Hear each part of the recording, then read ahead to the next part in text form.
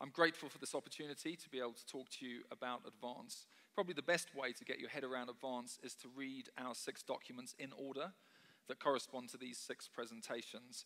It's something of a funnel, so we start off with the big idea, then talk about partnership generally, then specifically planting and strengthening, the 2 main things we do, then look at doctrine and values, then a few bits of engineering, how do hubs work, leadership culture, meeting rhythms, money, and then we end up looking at how a church can actually come into partnership.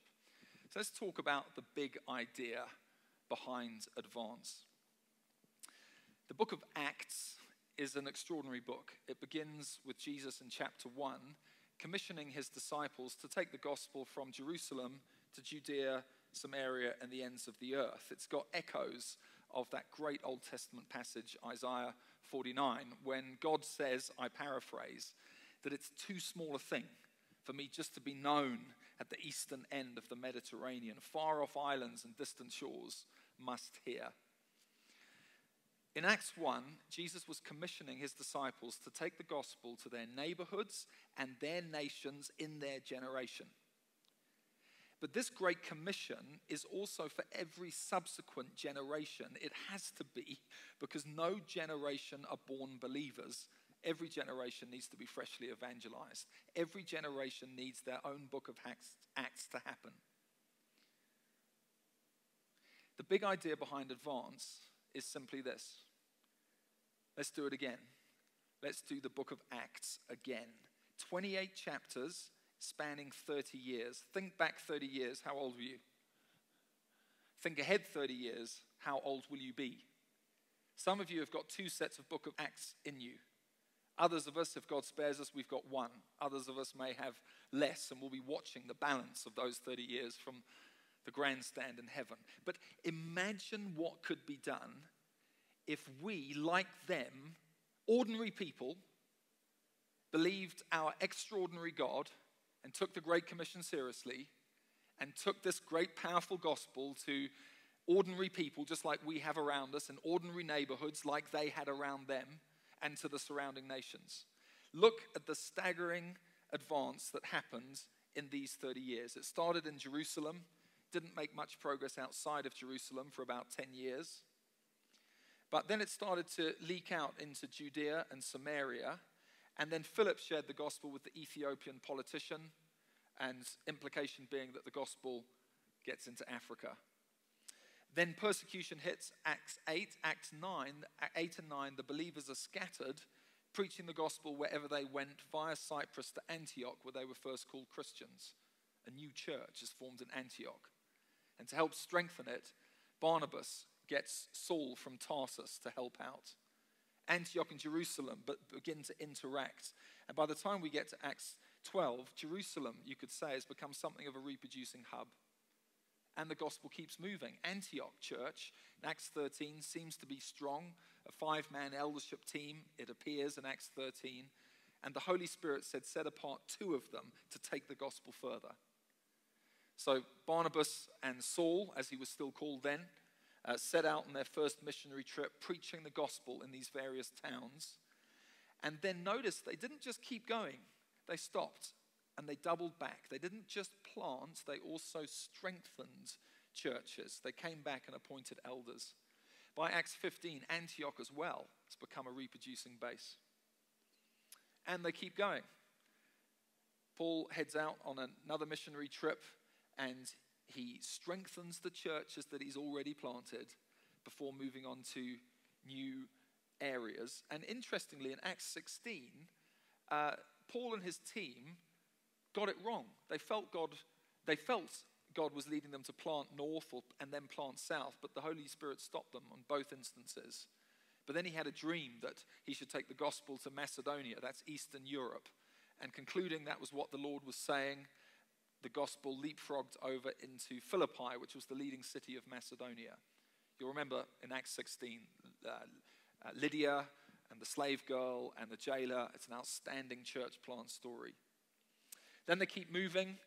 You'll remember Acts 17, Paul in Athens. They keep moving and back home via Philip and his 4 prophesying daughters. Now, we've got several hubs around the Mediterranean. Thessalonica, Paul said, the message rang out from you. You're an example to the surrounding areas. Ephesus, 2 years of teaching in the hall of Tyrannus. We're told in Acts 19 that all of Asia Minor heard the gospel. So we've got these hubs, if you will, of gospel advance. Now, Acts 28, the end of the book, ends up with Paul off the other side of the map, testifying to the risen Christ in Rome. So over these 30 years, look at the progress of the gospel. And this is just the bit that the book of Acts zooms in on.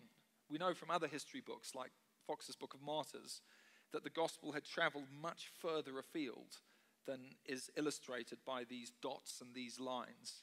The gospel had made outstanding progress in 30 years. Imagine.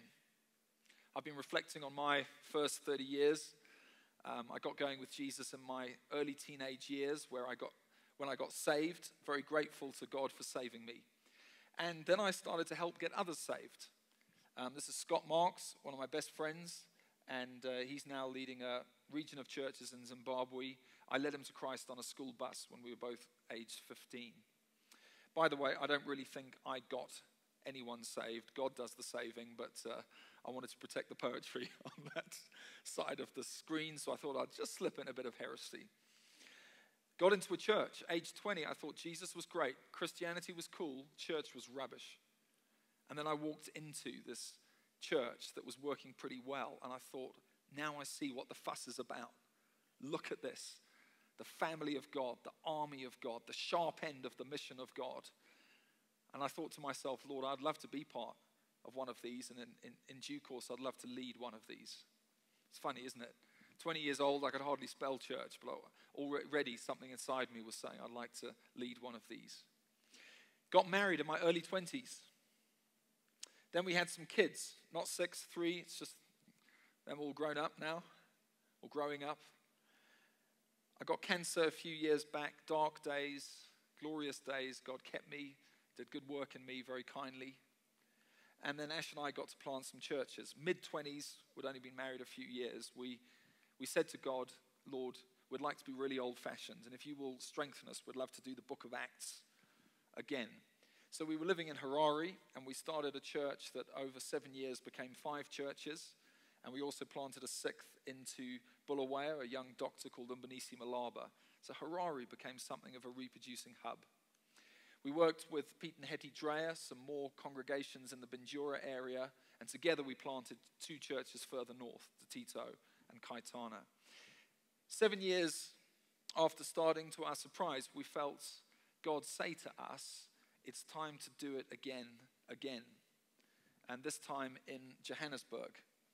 So we moved to Johannesburg, and over the space of 10 years, we saw Joburg become something of a reproducing church hub. We planted 7 churches and 2 more sites, and we also sent a couple to Toronto in Canada, and a family to Dar es Salaam in Tanzania, and we could say that Joburg as well has become something of what we saw in the book of Acts, something of a reproducing hub. Okay. What about the next 30 years? If God spares me, this is what I'd love to do. Together with others, I'd like us to advance to do it again. We know about these 3 places. God's also given us partnerships with great churches and these other parts of the world. And who's to say that over the next 30 years, this couldn't happen again? Our generation needs to be freshly evangelized. The Great Commission is for us. Our generation needs the book of Acts. In fact, it needs loads of movements and churches doing the book of Acts, going to their neighborhoods and the nations. And then you get this overlay of movements, all going neighborhoods and nations. And so it can be possible that in each generation, the knowledge of the glory of the Lord can fill the earth. This is the dream. So what could our next 30 years look like? Well, personally, let's love Jesus and hate sin. Let's be 100% committed to our local churches. And together, let's partner to advance the gospel through planting and strengthening churches in both neighborhoods and the nations. Very simply, let's do it again. And if you think it's just a nice idea, no, it's much more than that. This is a life and death deal. This family here, friends of mine, Malcolm and Megan Gammon, they fairly recently planted a church in the East Rand of Johannesburg. This chap here is 17 years old. He's called Lebo. And this was his picture on the front of his funeral pamphlet at a funeral that I was recently at in Malcolm's church. Malcolm was taking the funeral. And during the funeral of the 17-year-old boy who died to cancer, his father, Colin, it was very moving. He said, one of the happiest days of my life was bringing Lebo home from the hospital as a newborn baby. And he said, one of the second happiest days of my life was when Lebo, my son, came home from a meeting in this church saying, Dad, I've crossed the line of faith. I've become a Christ follower. Now, God is the one who saves, but God uses the proclamation of the gospel through churches and church planting to ensure that people like Lebo don't spend a Christless eternity. Because Malcolm and Megan did it again, God used that so that now Lebo is enjoying a Christ-filled eternity. That's the big idea behind Advance. Let's do it again.